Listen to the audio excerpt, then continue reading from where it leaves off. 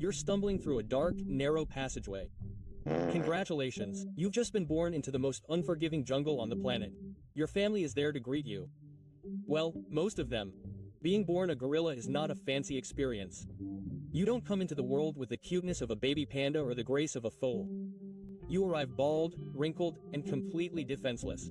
Your mother looks at you as if to say, "Great, another one to feed." And your father, a 400-pound silverback, barely bothers to look at you. He already has 10 more babies making a racket. But before we go any further, Papa Gorilla would love it if you subscribe to the channel. Your family isn't just mom and dad, you live in an organized social group. There's a dominant male, several adult females, each with her own personality more intense than the next, and a bunch of screaming babies. There are hierarchies, alliances, conflicts and even gossip, just like any human neighborhood, but with more hair and less Wi-Fi. And yes, the social life of gorillas is worthy of a soap opera. Do you know who gets along with whom? They remember who stole their leaves 2 weeks ago and avoid that annoying guy who never stops growling. No joke. Gorillas have memory, a sense of justice and even use tools like branches to test the depth of water or scare away insects. And as if that were not enough, if they grow up in captivity, they can learn sign language. Yes, a gorilla can ask you for an apple by signing. Their understanding of the world goes beyond instinct. There are gorillas who have comforted others after a fight, made peace after conflicts and even pretended to ignore those they dislike. Come on, some of them handle family tensions better than you do at Christmas. So next time you think of a gorilla as a brainless beast, remember that it probably knows who the gossip is, how to steal food without being seen, and when it's best to keep quiet so you don't end up flying through the air for annoying the silverback. But back to you and movement. Other animals are born and walking right away. You, on the other hand, look like a sack of potatoes with limbs. You can barely hold on to your mother's fur without falling face first onto the ground every few minutes. It's quite an embarrassing sight, and when you finally learn to move, that's when the hard part begins. All the older gorillas think it's their job to annoy you. Your big brother pushes you for no reason. The teenager in the group steals your food just because. And what do you eat? Leaves. Leaves all the time. You grow up thinking you're going to eat lots of bananas. Sorry, they're not even a big part of your diet. Imagine eating the same salad every day of your life and don't even think about playing too much. If you bother the big silverback leading the pack, he'll literally throw you in the air like a football. It's his way of saying, "Shut up, brat. Wait, where's your friend?" Quote, anyway, he was a good brother. You thought human puberty was tough. Welcome to gorilla puberty, where things get even tougher. Suddenly, your body balloons in size, your arms grow unreasonably long, your face gets bigger, and the soft fur of childhood transforms into something that looks like an old wig. Oh, and the smell. No one warns you that by this point you're starting to stink.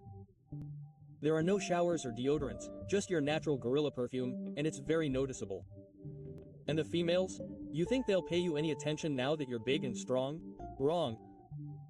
They're all still fixated on the silverback, and if you dare to look at them, she'll squash you into the ground until the last banana is out of your gut while everyone else laughs.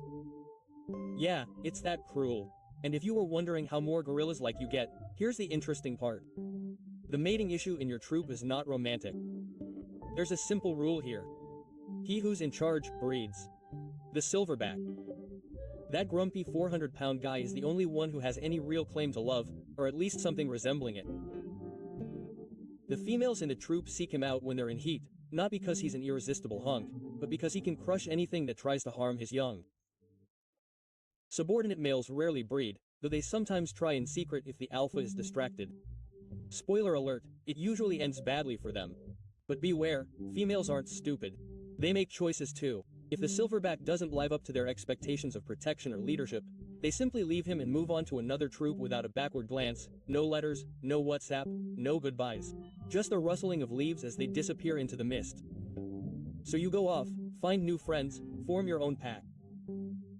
You get lucky, find some mates, even a few females, grow up together, and eventually become the leader. Congratulations. You're now the silverback, but with power comes responsibility and danger. Like the jaguar that ate your friend, you confront him, survive, and avenge his death. But that's just one of the problems. There are always stronger young ones waiting for an opportunity to replace you too, because if one defeats you, you lose everything. Your place, your home, your mates. And you, banished, alone, wandering the jungle, eating leaves in silence. And if you manage to keep the lead, forget about resting. The cubs climb all over you. The females yell at you to do more for the pack. The young dare you to stop. It's an endless routine of stress, conflict, and zero naps. By the time you get older, the jungle has taken its toll on you. Your muscles waste away, your fur falls out, and your authority disappears.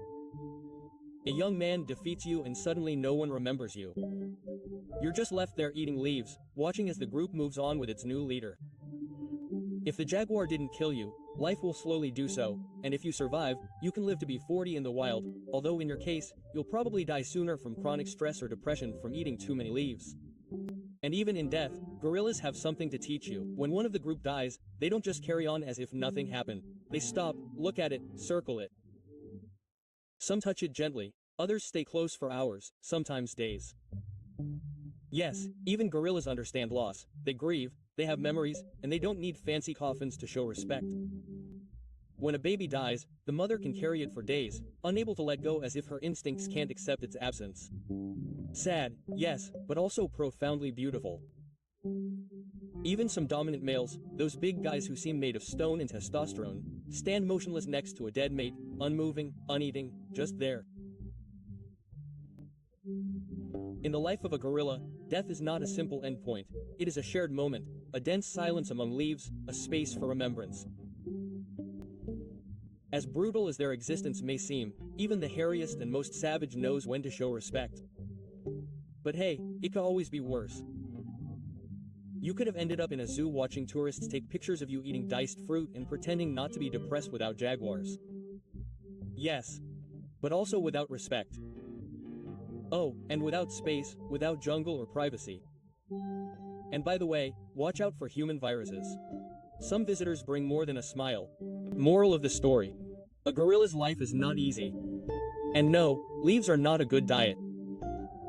And yes, you probably deserve a little more respect for surviving in this vegetal soap opera called the jungle.